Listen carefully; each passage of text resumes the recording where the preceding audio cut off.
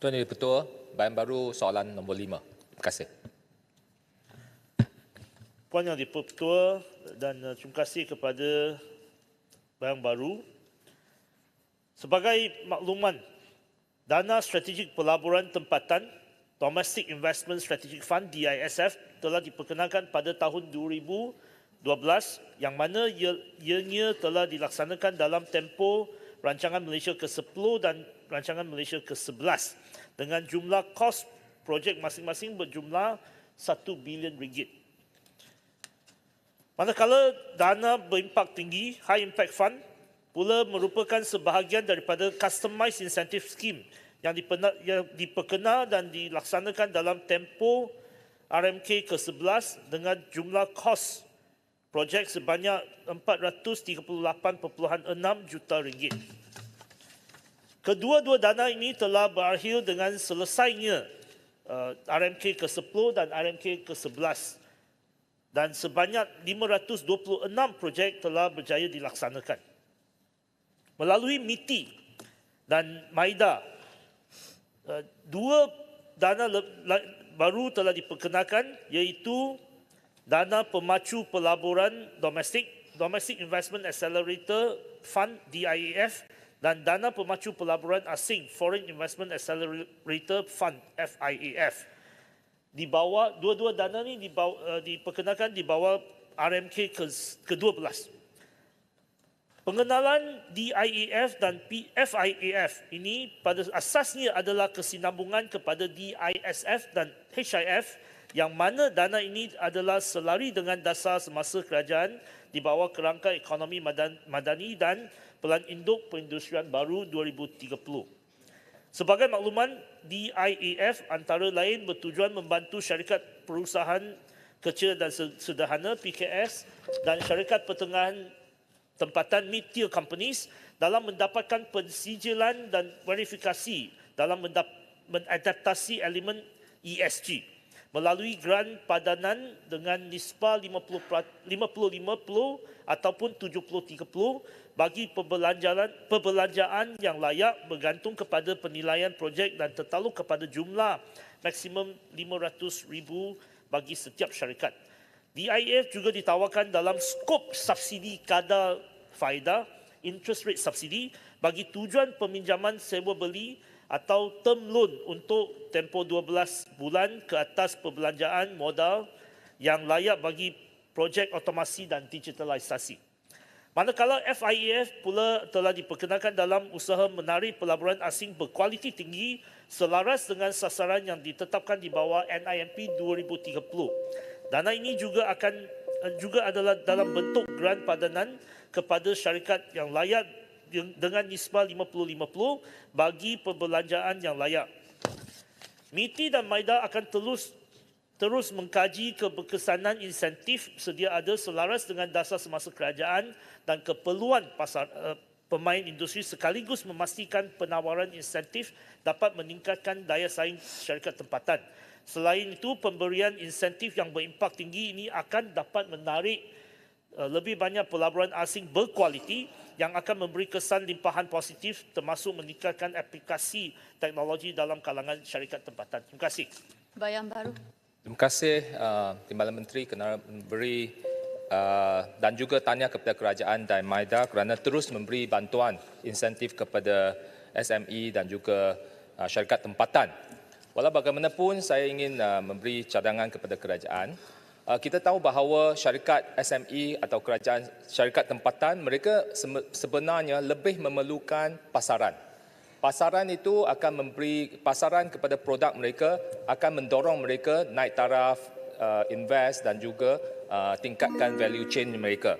Jadi baru-baru ini kita nampak bahawa Indonesia telah mengharamkan iPhone dan juga Google Phone. Kerana iPhone atau Google Phone, mereka tidak mematuhi 40% local content.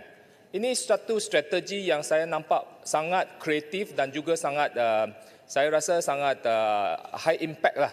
Memberi satu message kepada industri atau pelabur-pelabur yang datang ke Indonesia supaya meningkatkan pasaran kepada syarikat tempatan Indonesia dan juga meningkatkan ekonomi tempatan.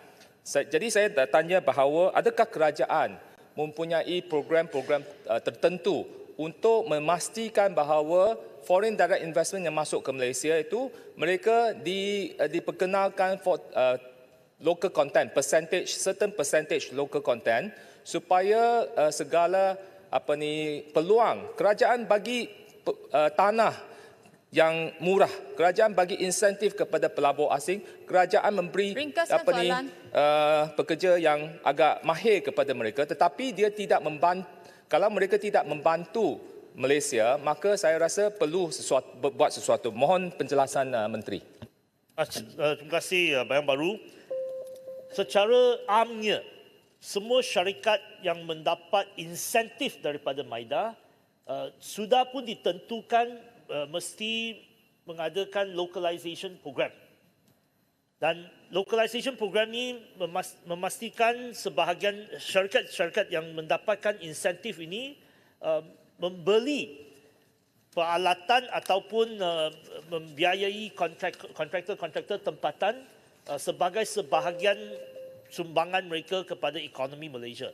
Tapi MIDA bersama dengan MITI dan juga MOF sedang mengkaji skim insentif yang sedia ada supaya dia selaras dengan National Investment Aspiration (NIA) dan juga apa yang telah diumumkan oleh Yang Amat Berhormat Tambun pada semasa Belanjawan 2025 bahawa new investment incentive scheme akan dilancarkan pertengahan tahun depan supaya kita lebih adakan syarat-syarat yang lebih ketat untuk memastikan FDI akan memanfaatkan ekonomi tempatan.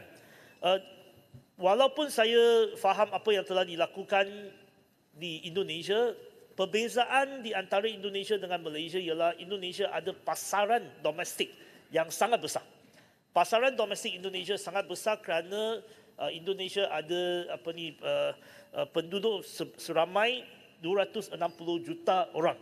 Tapi pasaran tempatan Malaysia tidak sebesar Indonesia, maka apabila kerajaan mereka bentukkan dasar, kita perlu memikir pasaran tempatan dan juga pasaran antarabangsa, maka apa yang dilakukan oleh Indonesia tidak semestinya boleh dilakukan dengan intensiti yang sama di Malaysia. Terima kasih.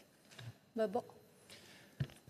Bagi mencapai sasaran kedudukan ke-20 teratas bagi ekosistem syarikat pemula global menjelang 2030, apakah perancangan terkini kerajaan terhadap peluasan insentif dana padanan dengan kerjasama GLC dan GLIC sebagai usaha menggalakkan syarikat pemula menceburi bidang yang pertumbuhan dalam bernilai tinggi, SGHV? Apakah strategi kerajaan untuk menggalakkan pendanaan modal dan syarikat pemula teknologi serta usaha mengetengahkan lebih banyak syarikat pemula tempatan menceburi bidang SGHV seperti E&E serta teknologi angkasa sekaligus meningkatkan daya saing mereka untuk menebusi pasaran serantau dan antarabangsa? Terima kasih atas soalan. Perdana Menteri dan juga Kementerian Kewangan telah mengarah GLC dan GLIC untuk mengadakan program Gear Up. Program Gear Up akan memastikan GLIC dan juga GLC melaburkan sebanyak 120 bilion ringgit dalam ekosistem tempatan dalam 5 tahun, tempoh 5 tahun. Ini adalah usaha Perdana Menteri dan juga MOF untuk memastikan GLIC, dana-dana yang dikutip ataupun yang berada dalam GLC dan GLIC dapat disalurkan ke dalam ekosistem, terutamanya ekosistem semikonduktor dan E&E, dan tidak terhad dalam ekosistem ini saja. Dan dari segi pemikiran kerajaan terhadap grant, kerajaan lebih berharap untuk ada program semacam subsidi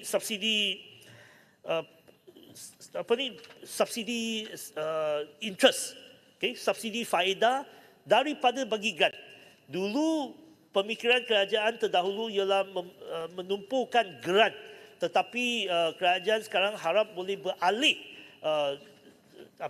ke sistem di mana kita tidak bagi grant tetapi kita bagi subsidi faedah ataupun dengan cara-cara lain supaya kita memastikan syarikat-syarikat yang mendapat bantuan daripada kerajaan ada skin in the game. Mereka ada juga stake dalam usaha ini. Terima kasih. Tuan Kana Batira Anak Lelaki Beraman Kelang.